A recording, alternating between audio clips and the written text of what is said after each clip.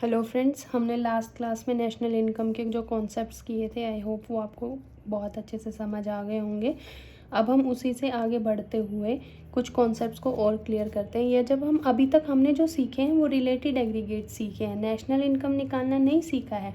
National income को निकालने के तरीके अलग होते हैं, उसके लिए 3 मेथड्स यूज़ होते हैं, value added method, income method और आपका एक्सपेंडिचर मेथड। वो हम नेक्स्ट क्लास में करेंगे, लेकिन उससे पहले हमें कुछ टर्म्स हैं जो पता होनी चाहिए, जिनके बेसिस पर ही हम नेशनल इनकम को कैलकुलेट कर पाएंगे।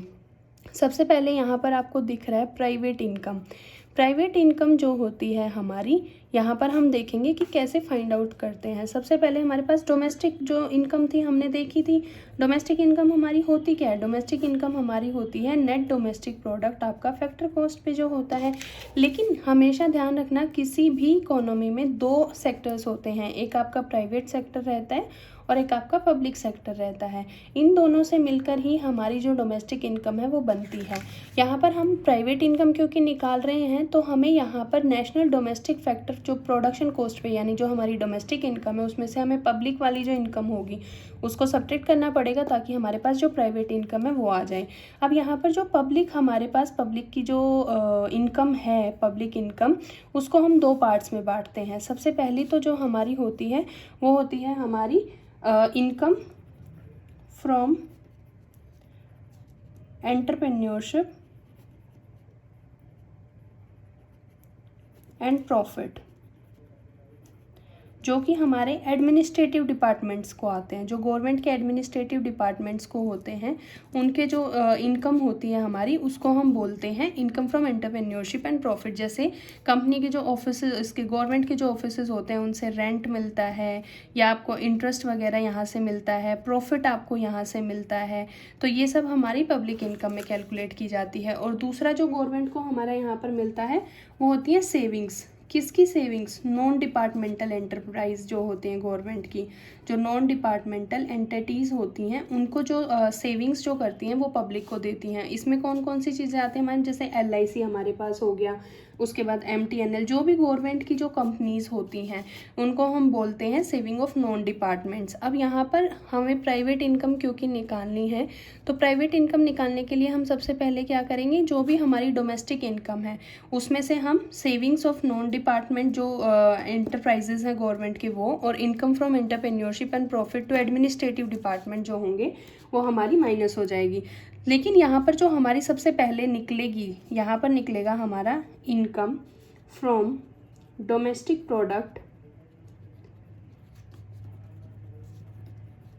Accruing to private sector.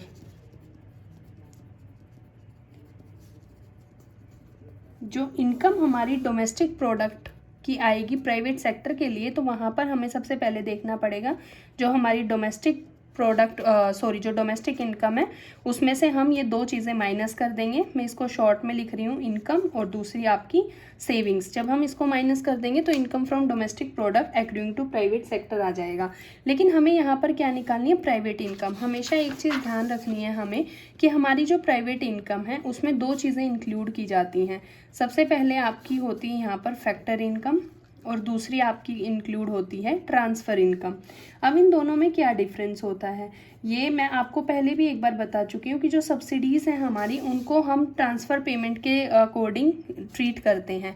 ऐसे ही फैक्टर इनकम क्या होती है? ये आपकी अर्नड इनकम होती है। जब आप फैक्टर ऑफ प्रोडक्शन में अपनी कोई सर्विसेज प्रोवाइड करते हो तो उसके बदले में आपको जो आपके 4 फैक्टर्स थे जो मिलते हैं उनको हम फैक्टर इनकम बोलते हैं। लेकिन ट्रांसफ़र इनकम जो होती है वो आपकी अनअर्नड होती है, मतलब ये आपने कमाई नहीं है, ये आपको बेसिकली बिना किसी एफर्ट्स के ही मिल जाती है, तो ये आपकी एफर्टलेस इनकम होती है। अब यहाँ पर हमारी जो फैक्टर इनकम है वो हम फैक्टर इनकम को सिंगल ट्रीट करते हैं, लेकिन ट्रांसफ़र इनकम हमारे पास 3 तरीके से आ सकती हैं। अब वो 3 तरीके से कौन कौन सी हैं जो हमारी आ सकती हैं? वो हमारी यहाँ पर यह आ जाएगी, नेशनल डेब्ट पे जो इंटरेस्ट देती है गवर्नमेंट, नेशनल डेब्ट इंटरेस्ट। और जो दूसरी हमारी होती है वो करंट ट्रांसफर्स फ्रॉम गवर्नमेंट, और जो थर्ड वन है हमारी वो net transfers from rest of the world. जो हमें देश से बाहर से जो लोग हमारे पास ट्रांसफ़र करते हैं वो। अब यहाँ पर देखो ये 3 चीज़ें हैं। सबसे पहले इनका मीनिंग समझना होगा हमें।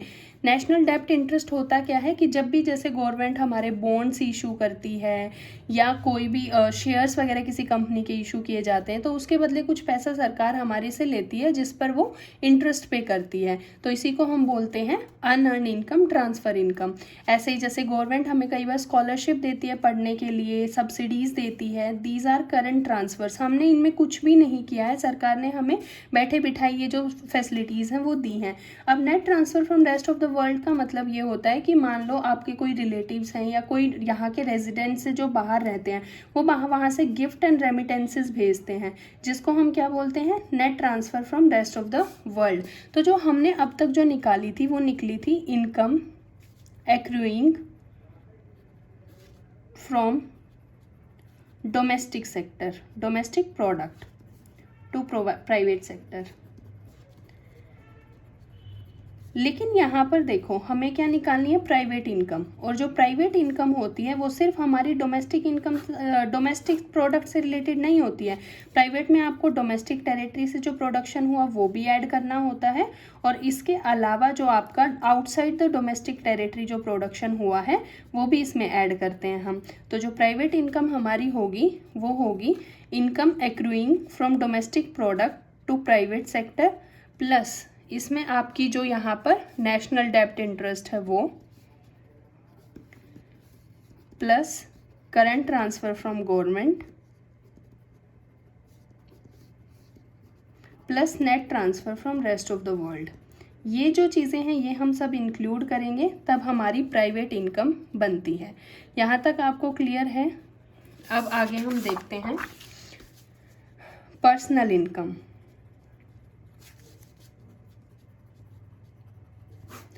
प्राइवेट इनकम और पर्सनल इनकम में एक डिफरेंस ये है कि जो आपकी प्राइवेट इनकम होती है वो आपके प्राइवेट सेक्टर की होती है, इसमें आपकी कंपनीज भी इंक्लूडेड है।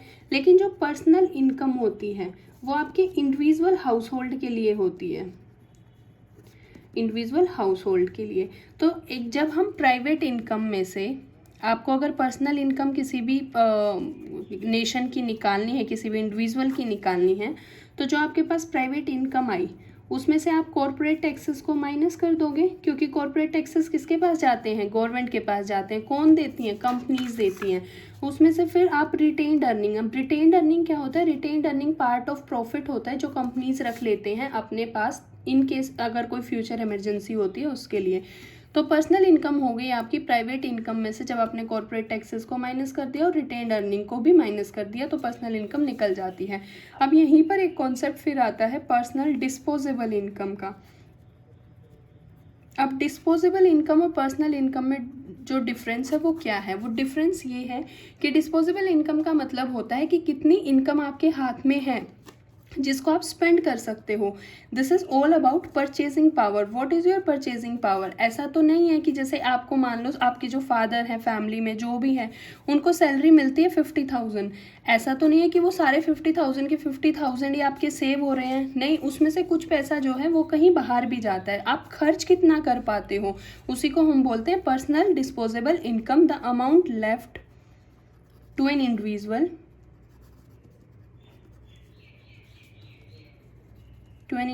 फॉर स्पेंडिंग, कि आप कितना खर्च कर पा रहे हो। अब इसमें से जो आपके पास पर्सनल इनकम आई, पर्सनल इनकम में से हम किसको माइनस कर देंगे, जो आपके टैक्सेस, पर्सनल टैक्सेस जो पे करे जाते हैं गवर्नमेंट को, इसमें आपके सैलरी पे जो टैक्स लगता है वो इनकम टैक्स जिसे हम बोलते हैं, हाउस होल्ड पे जो टैक्स लगता है जैसे MCDs वगैरह के जो टैक्स होते हैं वो हो गए। उसके अलावा रिसिप्ट्स ऑफ गवर्नमेंट जो है वो भी माइनस करते हैं। अब जो रिसिप्ट्स ऑफ गवर्नमेंट है ये गवर्नमेंट के लिए तो रिसिप्ट है लेकिन हमारे लिए क्या है, एक्सपेंसेस हैं। इसमें आते हैं जैसे फीस और फाइन। मान लो हम कहीं जाते हैं तो एक नॉमिनल फीस 10 रुपये की, 20 रुपये की जो भी फीस लगती हैं, फाइन लगते आते हैं वो सब किसके पास जाते हैं, गवर्नमेंट के पास जाते हैं। तो this is our personal disposable income.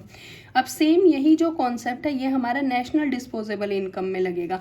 अब नेशनल डिस्पोजेबल इनकम का मतलब क्या होता है, वो इनकम जो एक नेशन जो है खर्च कर सकता है। अब नेशन जो खर्च करेगा वो क्या आएगी, आपकी जो नेशनल इनकम है, net national product at factor cost जो है वो, इसमें आप क्या गवर्नमेंट के पास क्या आए, net indirect taxes. Net indirect taxes मैंने पहले भी आपको बताया, इनडायरेक्ट टैक्सेस में से जब हम सब्सिडीज को माइनस करते हैं तो क्या आता है, नेट इनडायरेक्ट टैक्सेस आते हैं। तो net national product at factor cost जो हमारी नेशनल इनकम है वो, उसमें आप नेट इनडायरेक्ट टैक्सेस को ऐड कर देंगे। उसके अलावा जो भी आपके net transfers from rest of the world जो आते हैं आपके पास, रेस्ट ऑफ द वर्ल्ड से जो आपके पास इनकम आई है उसको हम ऐड करते हैं, क्योंकि वो गवर्नमेंट के पास क्या है, एज अ गिफ्ट, रेमिटेंसेस। कई बार आपने देखा भी कोविड के टाइम पे भी क्या होता था, दूसरी जो देश थे, जो कंट्रीज थी, वो हमारे कंट्री को कुछ थोड़ा बहुत ग्रांट इन ऐड दे देते थे कि भाई ठीक है आप इतना पैसा ले लीजिए, आपको कुछ और जो मॉनेटरी फैसिलिटीज थी वो प्रोवाइड कर दी जाती थी। तो वो क्या कर सकता था, एक नेशन उसको डिस्पोज कर सकता था, उसको यूज कर सकता था। तो यहाँ पर ये कॉन्सेप्ट किसका आ गया, नेशनल डिस्पोजेबल इनकम का। ठीक इसी तरीके से ग्रॉस नेशनल डिस्पोजेबल इनकम हमारी काम करती है।